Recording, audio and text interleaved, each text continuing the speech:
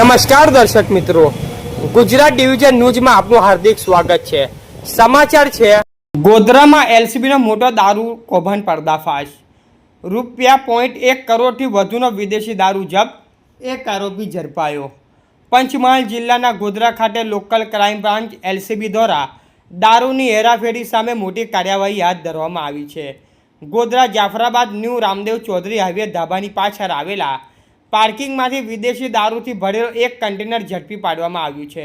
પોલીસે કન્ટેનરમાંથી કુલ 1562 પેટીઓમાં ભરાયેલો વિદેશી દારૂ બોટલો, કોટરિયા તેમજ ટીન બિયર મળીને 41,149 નંગનો જથ્થો કબજે કર્યો છે। જપ્ત કરાયેલા દારૂની કુલ કિંમત ₹1,30,775 હોવાનું જાણવા મળ્યું છે।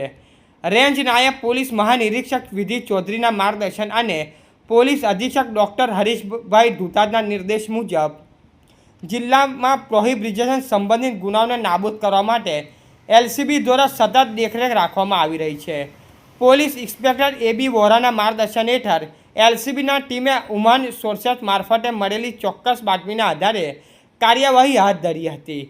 બાતમી મુજબ RJ14GG5172 નંબરના બંધ બોડી કન્ટેનરમાં ભારતીય બનાવટનો વિદેશી દારૂ ભરેલો હોવાનું જાણવા મળતા એલસીબીની ટીમે સ્થળ પર પહોંચી કન્ટેનરને કોલ્ડન કરી તપાસ હાથ ધરી હતી।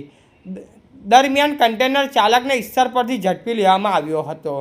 પોલીસે આરોપીની ધરપકડ કરી વધુ તપાસ હાથ ધરી છે। આ કાર્યવાહીથી દારૂની ગેરકાયદેસર હેરાફેરી કરતા તત્વોમાં ફફડાટ ફેલાયો છે।